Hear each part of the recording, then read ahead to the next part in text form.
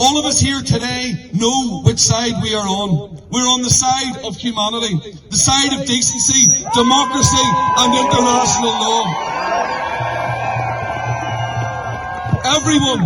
Everyone, Palestinian or Israeli, has a right to live in peace and security, to live safe from the threat of violence. So, my friends, let us be unequivocal. There is now only one correct political and humanitarian position. The war must end, and it must end immediately. With one voice, here in London, we call for a complete and immediate ceasefire. We call for an urgent resolution to this humanitarian catastrophe.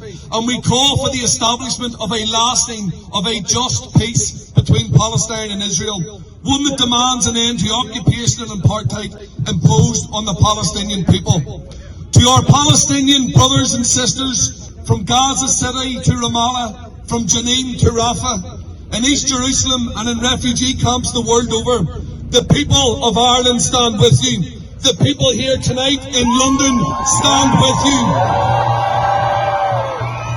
And we will stand with you again globally this coming Saturday. You are not alone. Because in our thousands and in our millions, we are all Palestinians. Free Palestine!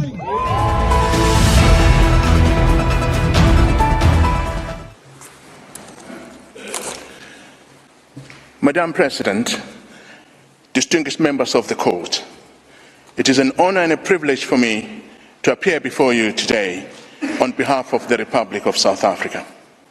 I wish to express my gratitude to the Court for convening this hearing on the earliest possible date to entertain South Africa's request for the indication of provisional measures in this matter. In our application, South Africa has recognized the ongoing Nakba of the Palestinian people through Israel's colonization since 1948, which has systematically and forcibly dispossessed, displaced, and fragmented the Palestinian people, deliberately denying them their internationally recognized inalienable right to self-determination and their internationally recognized right of return as refugees to their towns and villages in what is now the State of Israel.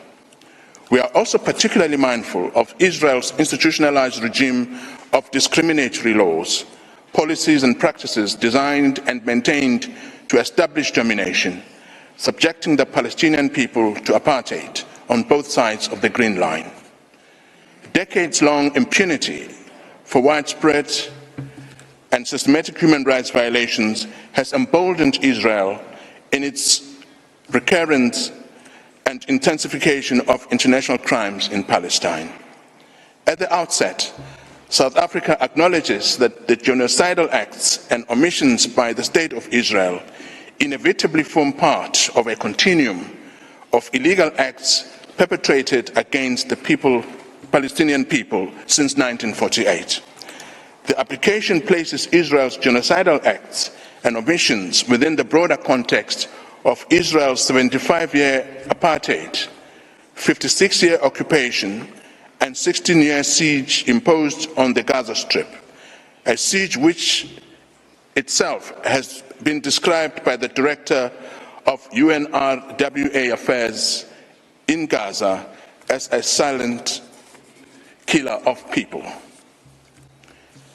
As the Committee on the Elimination of Racial Discrimination warned on December 21st, hate speech and dehumanizing discourse targeted at Palestinians is raising severe concerns regarding Israel and other states' parties' obligation to prevent crimes against humanity and genocide in the Gaza Strip.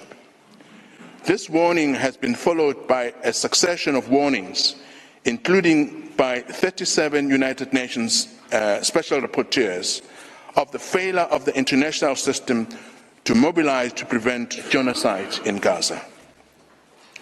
Today, we are joined in court by representatives of the Palestinian state, the Palestinians who work in the fields of human rights, including residents of Gaza who were in Gaza just a few days ago.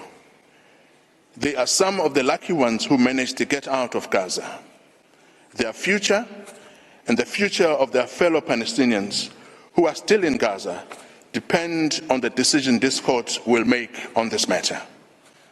With the leave of the court, I now call upon His Excellency Mr. Ronald Lamola, Minister of Justice of the Republic of South Africa, to make South Africa's substantive opening remarks.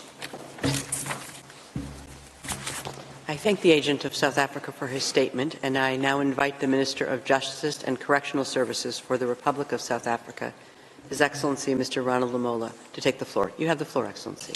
Thank you, Madam President, and distinguished members of the court.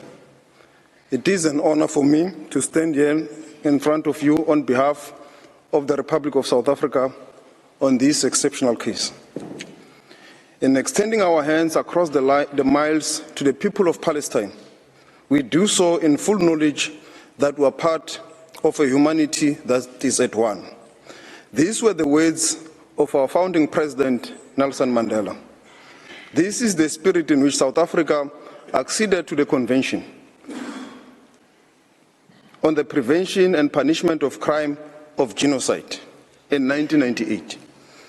This is the spirit in which we approach this court as a contracting party to the Convention.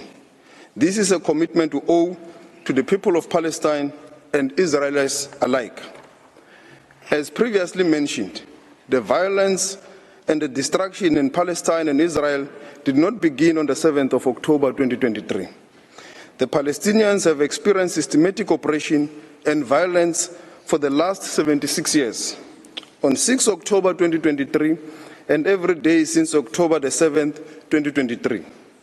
In the Gaza Strip, at least since 2004, Israel continues to exercise control over the airspace, territorial waters, land crossing, water, electricity, and civilian infrastructure, as well as over key government functions. Entry and exit by air and sea to Gaza is strictly prohibited, with Israel operating the only two crossing points. Given that continuing effective control by Israel and over the territory of Gaza, Israel is still considered by the international community to be under belligerent occupation by Israel.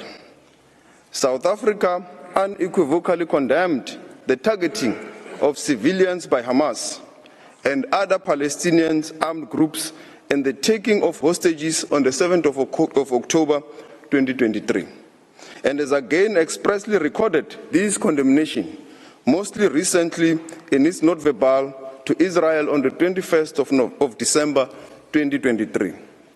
That said, no armed attack on a state territory, no matter how serious, even an attack involving atrocity crimes, can provide any justification for or defense to breaches to the Convention, whether as a matter of law or morality.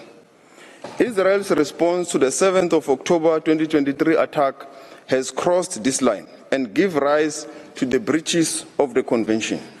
Faced with such evidence and our duty to do what we can do to prevent genocide, as contained in Article 1 of the Convention, the South African government initiated this case. South Africa welcomes the fact that Israel has engaged with the case in order to have the matter resolved by the court, after careful and objective consideration of the facts and submission put before it, as the parties to the Convention have intended. This hearing is concerned with South Africa's request to the court for the indication of provisional measures and will necessarily have a narrow and particular focus. I invoke the words of Martin Luther King when he said, "The arch of the moral of the universe is long, always bending towards justice." South Africa's case will be presented by a team of 6 legal counsels, comprising of Dr. Adila Hasim, Mr. Tembeka Ngcukaitobi, Professor John Dugat, Ms. Blim Licron, Mr. Max Dupris, and Professor Vaughan Lowe.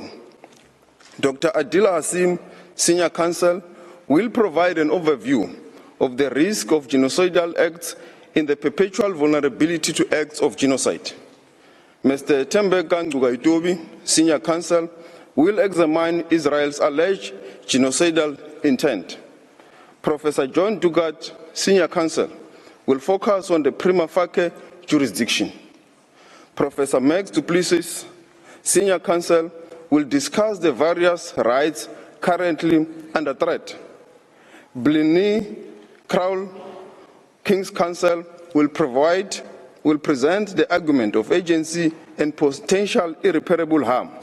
And Professor Wagenlow, King's Counsel, will speak on the